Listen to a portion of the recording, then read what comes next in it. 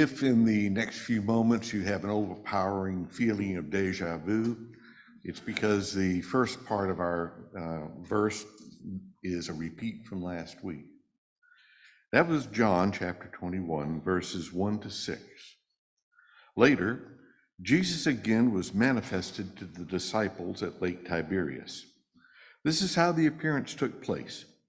Assembled were Simon Peter, Thomas the twin, Nathanael of Cana in Galilee, Zebedee's children, and 2 other disciples.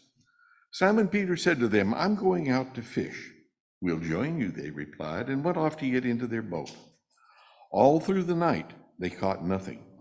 Just after daybreak, Jesus was standing on the shore, though none of the disciples knew it was Jesus. He said to them, "Have you caught anything, friends?" "Not a thing," they answered. "Cast your net off the starboard side," Jesus suggested, "and you'll find something." So they made a cast and caught so many fish that they couldn't haul the net in. Now for the rest of the story. John 21, verses 7 to 14. Then the disciple whom Jesus loved cried out to Peter, "It's the teacher." Upon hearing this, Simon Peter threw on his cloak, for he was stripped for work, and jumped into the water. Meanwhile, the other disciples brought the boat to shore, towing the net full of fish. They were not far from land, no more than 100 yards. When they landed, they saw that a charcoal fire had been prepared, with fish and some bread already being grilled. "Bring some of the fish you just caught," Jesus told them. Simon Peter went aboard and hauled ashore the net, which was loaded with huge fish, 153 of them. In spite of the great number, the net was not torn. "Come and eat your meal," Jesus told them. None of the disciples dared ask, "Who are you?" They knew it was the Savior. Jesus came over, took the bread, and gave it to them, and did the same with the fish. This marked the 3rd time that Jesus had appeared to the disciples after being released from the dead. Words from our tradition for today's understanding.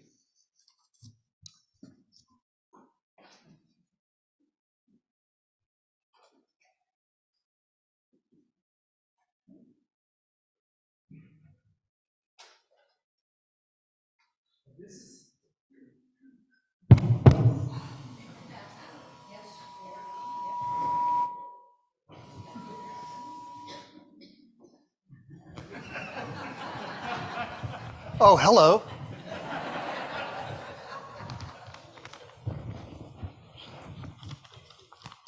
This is a sermon series that's probably been about 50 years in the making. And I'm so grateful for those who came back from after last week. It's kind of tough sledding, but I think that you'll be glad, I hope so, when all is said and done. When I was in seminary, let me start with Sunday school. It felt to me, as I said last week, that what my teachers were giving me was the shell of an animal that had already left. When I saw Christianity, how it looks today, compared to what it was at the beginning, the enthusiasm. The fact that the Christianity of today has fallen to white Christian nationalism to a large extent. And that you're almost to be suffering in order to empathize with the suffering. That tells you something has broken. And what I want to try to communicate in this series is that it wasn't always like that. The early church was very, very different. Now, when I was in seminary, I was taught that nobody really understood Christianity until Augustine came along, and Luther and Calvin. Now, does that make sense? No. Right, the people that actually knew Jesus and lived with Jesus, they didn't know what the real thing was. It was only until Christianity was reframed by empire, right, to serve power, to teach people to learn creeds and shut their mind down, shut their heart down with morality. As soon as I got out of seminary, I started reading the early Christian church, and you're going to get to see some of that today. Also, some of the earlier religions that are a part of Christianity, they're right there. You cannot understand Christianity without paganism. You cannot. It was a merger of Judaism, paganism, and all kinds of world religions. Because what it was trying to do is get above this being sectarian, being superstitious.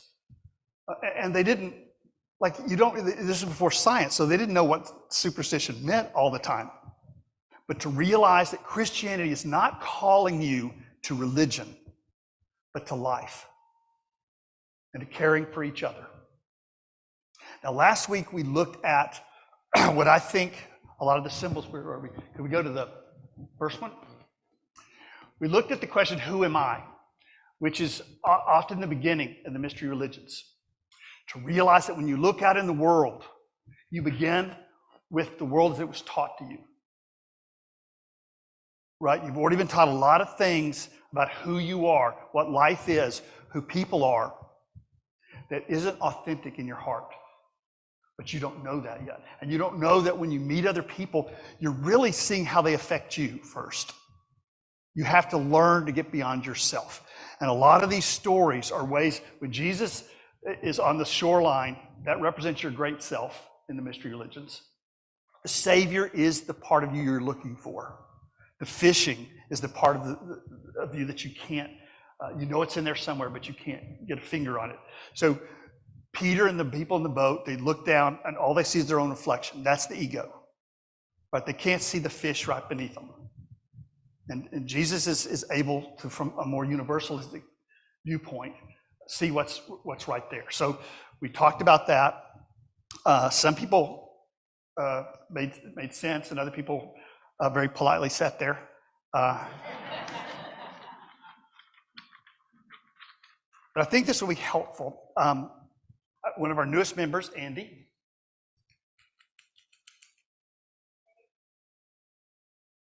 Oh, right there, Andy, in the Red Riding Hood. If that's a hood. Yeah. She, on her Facebook post, did a summary of the sermon. And I'm not going to say it was better than mine, because she's not ordained. How could it be? But it was better than mine. Okay. She said, today we talked about love, not just as an emotion, but as a profound experience. When we live for ourselves, life just doesn't make sense.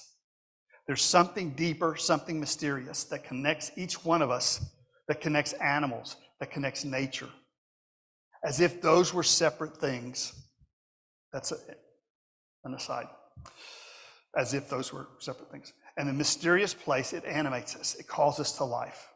These depths contain knowledge that we already know, that we've always known. And when we can bypass our egos and all of its defenses, we can experientially know that we're never truly alone. We begin to see every bush as a burning bush. Pretty nice. Pretty dang good. I'm learning. But see, my problem is I think you have to present the complexity so you can realize that the product you've been given is not what Jesus taught. That's the first thing people have to learn. So hopefully after today, you'll all be heretics. We'll see. So the idea of the ancient church, there was a church in Alexandria, Egypt, very early on, and they taught the word logos means the pattern of the universe. And your mind experiences it as logic. Your heart experiences as harmony. And your will experiences as a call to justice. So we're gonna walk through those. The church, I believe religion consists of symbols for the mind, rituals for the heart, and principles for which we can give our lives, values and principles for which we can give our lives. Let's see, where are we? I use a memory system, and having this many slides is throwing me way off. So can we go to the next slide, please? This is Escher, and you see like a very traditional religious symbol of the mandala. But it's life. Right? It's coming from a kind of a deep kind of vortex that you can't get back to. And I think the experience that I get in reading a lot of these ancient things is the sense that there's an inviolable kaleidoscope, invisible, kaleidoscope. And we get to experience it sensually because we're humans, we're animals. But what we're experiencing is actually deeper, and it's invisible. You can't see it, you can't hear it. And it isn't in space and time, so it's eternal. But every form we see is in space and time, and so we're going to lose it. If we get attached to the forms, it will tear our hearts out. When we realize we were actually seeing and experiencing a deeper love through that window. If our love can take us deeper in the pain, then there may be some healing. So as we do this, a lot of the symbols, one of the ways that at least I experience it, and you may find a different way works better for you, is to think of this kind of, there's some kind of a web, they thought, some kind of a matrix, some kind of a kaleidoscope that's moving. And it's that from which you come. There's a depth from which you come that you can't get back to, but you can be an expression of it. There's a breadth which you cannot compass, you can't grasp, but which you're a part of. And then there's a kind of intelligence that we experience through other human beings. Other human beings are the face of God, right? A window into that. We are the universe coming to awareness. And so when we love each other, we make that contact. Okay, so where are we? Yes. Okay, so a lot of Christianity began with the religion of Pythagoras and a fisher person named Orpheus. He was also a musician. Can we go to the next, please? Imagine that's the periodic chart for just a moment. Think how weird it is that in the periodic chart, you have these basic elements, and when you move the electron here, it's a gas. You add a couple more over here, or you move it over there, and it becomes a solid. But think of the universe. There's some kind of a matrix there that's like this eternal abacus, where there's a patterning, a natural patterning within things. You don't have to believe in this. In fact, you can't. You can't make an idea of it. What they're giving you are childhood stories, stories that a child can understand. And they start from there. They go through what was called the initiation of the mysteries. And then when you're ready for it, they would unpack it. Not as some kind of supernatural someplace else, but as the depth of your own being, the ground of your experience. Okay, ready to get even weirder? Okay, can we go to the next slide? The story of the fishes and the loaves you can find in Pythagoras. And in this story, what they would do is they tell people, Jesus was a magic person, and they didn't have enough fish, didn't have enough water. So Jesus walked on water, did all this kind of stuff, did a net, this kind of stuff, made lots of fish. But they explained it by, I think, probably taking a string and a stick in the sand and making circles. And as they did it, they had mathematical formulas that they dealt with. Notice when they intersect, that's the fish. When they don't intersect, that's the loaf in this kind of symbol system. Okay, weirdo warning. There was a ratio of the different widths of that fish. This is from a kind of mathematical interpretation. I don't understand it, but we don't have to. The point is that it's talking about whatever the depth of reality is. He goes, the ratio of the height of this fish symbol to its length is 153 under 265, which is the nearest whole number to the square root of 3, and the controlling ratio of the equilateral triangle, which makes no sense to me, but the point is they thought that ratio was sacred, the golden ratio or the ratio of the fish. Now remember, I said that the ratio is 265, and then under that is the 153. Does anybody remember when the ghost of Jesus shows up for the barbecue?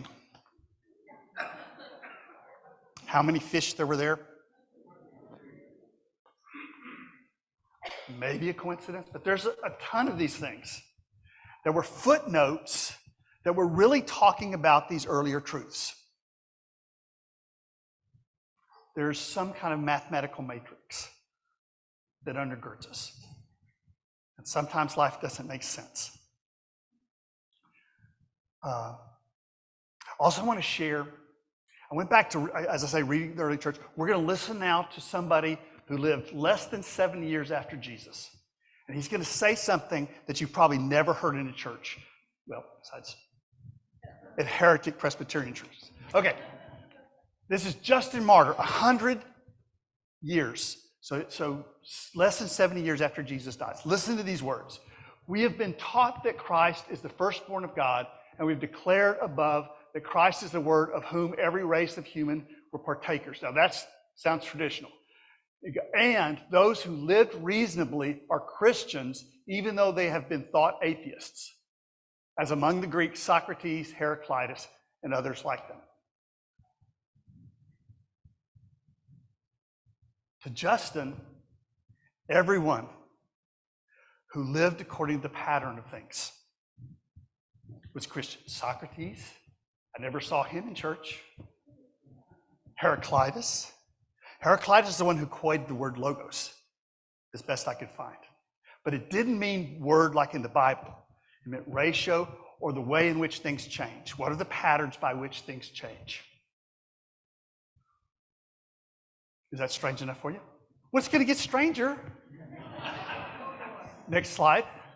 They also believed that it was the ratio of like spirals, biological spirals. So they measured the stuff and came up, I don't know. But again, I don't think it really matters. The point is they're talking about life. They're talking about reality. They're not talking about believe the Bible, recite the creeds, and you're on the team.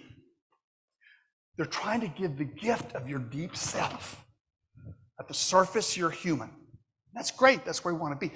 But you're also the web of life. And that's deeper in you than your humanity. If we could feel that, there's no way we'd let the planet die. No way. But when you're floating on the surface, those lower layers frighten you and terrify you and shut you down. So the initiation was helping you to go deeper into that. Okay, so at that point, the Word becomes flesh. You get the kind of speaking here now. Everything has been attributed to Jesus, but Jesus wasn't talking about himself. He was speaking universally about all beings. Can we go to the next? That'll twist your mind. That's Escher, and you have like a flat sheet of paper in everybody's way. So you have like a flat two-dimensional thing that kind of, to me, it represents that matrix, whatever we come out of. And then somehow, if you don't believe in God, life has to come out of that. That's weirder than the Bible. It's more wonderful than the Bible, but I think that's what the Bible is originally pointing to. You don't have to believe the superficial things from the past. They were looking for something deeper, and I think they would want you to do that too. So you are the Word now made flesh. But now you have feelings, now you have pain, now you have disappointment, now you have loneliness. So now you need rituals, you need art, you need compassion, you need healing. If you think about a light bulb,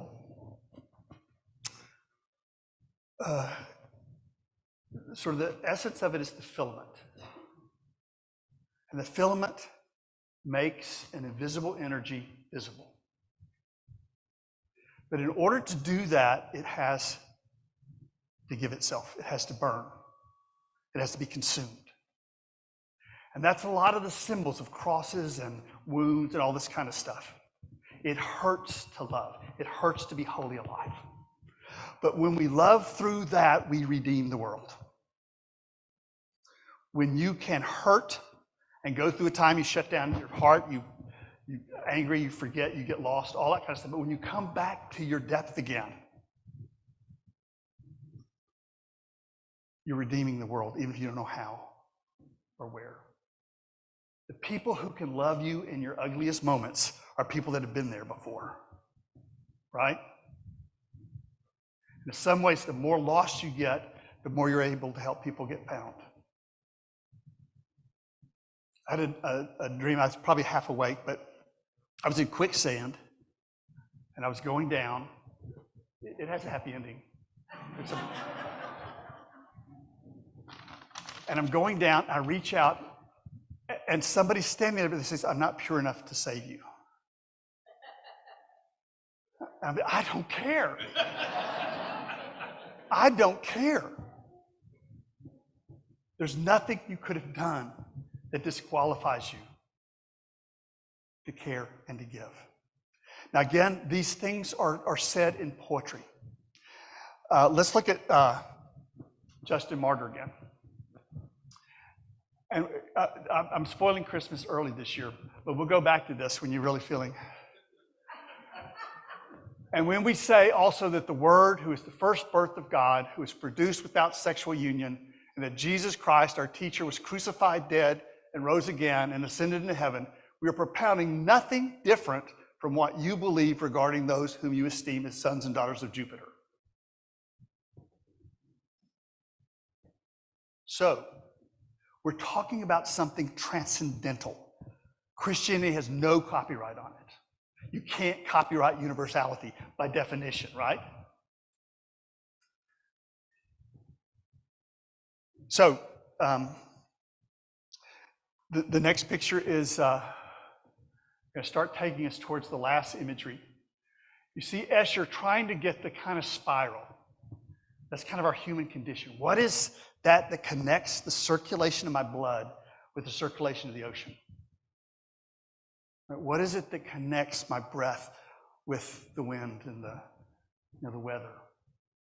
What is it that drives the stars that also drives my own being? Well, that vortex, can we go to the next one? Some of our hippies here will recognize this is from the Tarot deck. But it's an ancient symbol. And when you see cups in Christianity, you see torches, you see caves. Those are from the mystery religions. And they have a very specific meaning. The cup, as you see here, is that kind of a vortex out of which we come. And it symbolizes like a cornucopia, like a cup that can't get emptied. A basket that's always refills with bread. And I chose the cosmic one over the Christian one because I think, when you've been propagandized, it's just better to kind of start from scratch and then come back to it. But in a few minutes when we celebrate communion and we lift up the cup, there's all kinds of layers of it because there's a person that's going to be executed and killed. But there's also a cosmic meaning to remind you of the depths of your own being, because it can hurt so much to be alive. It can hurt so much to care. That what it's saying is, remember in the communion thing where they used to have on the table, "Remember me"? That's Jesus speaking as the ground of your own being, as your own lost soul. Remember me. Do the pain. Remember me, and you won't think you're as lost. You won't know what to do, but that doesn't mean you're lost. Sometimes going to chaos is the most courageous thing we can do. And then the promise that if you can go into the depths, if you can remember your roots into nature, into life, into the cosmos, in the ceremony it says, whoever drinks from this cup will never again thirst. What that's saying is not that you're not going to get lonely and tired, but it won't be ultimate if you can remember that you are the Word made flesh, that you are a child of the cosmos. It would be great if we could live through this incarnation, but no one does. We're like the filament. The meaning of our life comes in giving ourselves away, becoming the light of the world. The church says Jesus was the light of the world. Jesus said, you're the light of the world. You're the Word made flesh. You're the depths of the cosmos now made conscious. And no matter how small you are marginalized, that's incredibly, incredibly important. But the cup's filled with blood, right? So it's got the cosmic, it's got the ethereal, but the very real. That when you get that diagnosis that says you may not make it, or when somebody you love more than life itself is taken from you, that pain is real, but it isn't ultimate. And it doesn't take away the pain to have roots that take it and say it's okay to let go of that, not carry that.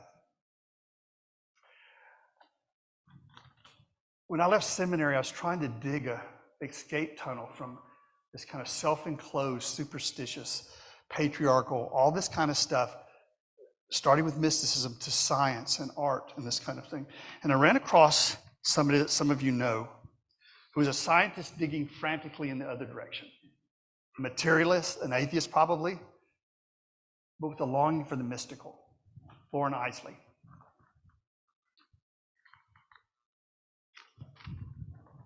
Can we go to the next? Oh, whoops. Justin Martyr says, now, to be a Christian nationalist is to renounce Christ. Right?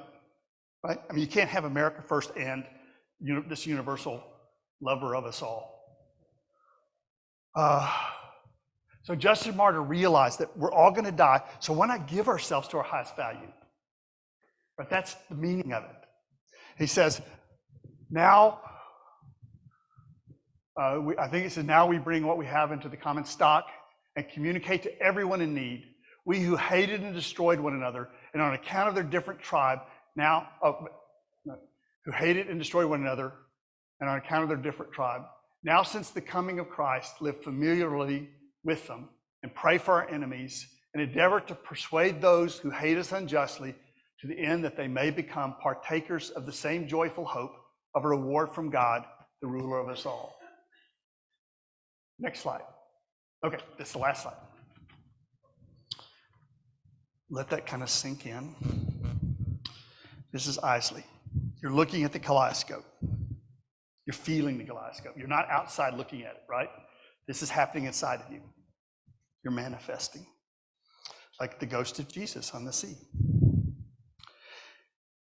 If dead matter has reared up this curious landscape of fiddling crickets, song sparrows, and wandering human beings, it must be plain even to the most devoted materialists that the matter of which they speak contains amazing, if not dreadful, powers, and may not impossibly be, as Thomas Hardy has suggested, but one mask of many worn by the great face behind. So, we're about to celebrate an ancient ritual in a few minutes. If you're comfortable doing that. If you're not comfortable, nobody has to. But in this ritual, you're going to see in sensual form profound truths lived out. Loaves, we don't have fish, cups, and a voice speaking through it all, remember me. Whether you believe in God or not, I think that's an optional thing. That's putting a sensual image onto something that you know is deeper than that, and if that works, then do it.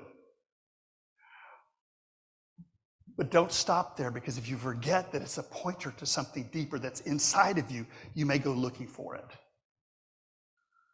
And if you don't realize it's the whole web of life, you may find a Christian club that's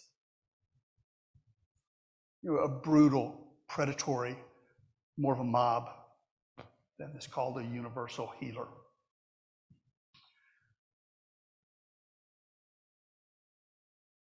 We have many pains in life, and those count very much. They're very important.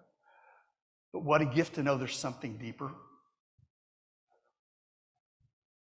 That even if we can't feel it as a given day, there's a depth where there's peace. There's a breadth where there's unity, even in the brokenness of our life. We can't put anything together. We can't hold the marriage together. We can't hold friendship together. That the web is not broken, even yet. And to know that when we give our lives to our highest value, we don't have to win. I was saying in the class just before this, before Martin Luther King showed up, there were 10,000 Martin Luther Kings who lost. The pioneers of human rights are just as important as the people who get the credit. So living for your highest value changes the world in ways that you may not be able to see. I want to close with this quote.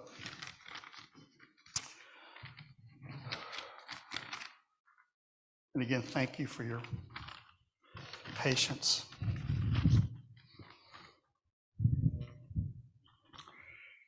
It's called The Worst Thing, but hear it out. The worst thing we ever did was put God in the sky, out of reach, pulling the divinity from the leaf, sifting out the holy from our bones, insisting God isn't dazzling, bursting dazzlement through everything we've made, a hard commitment to see as ordinary, stripping the sacred from everywhere, to put a cloud man elsewhere, prying closeness from your heart.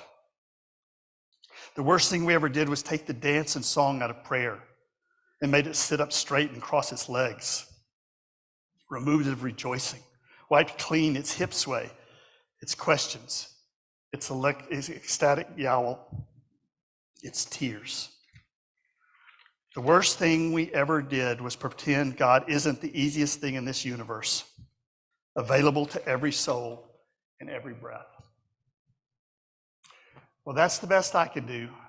So we're going to take a moment for you to contemplate and think how you would understand and shape these words for yourself.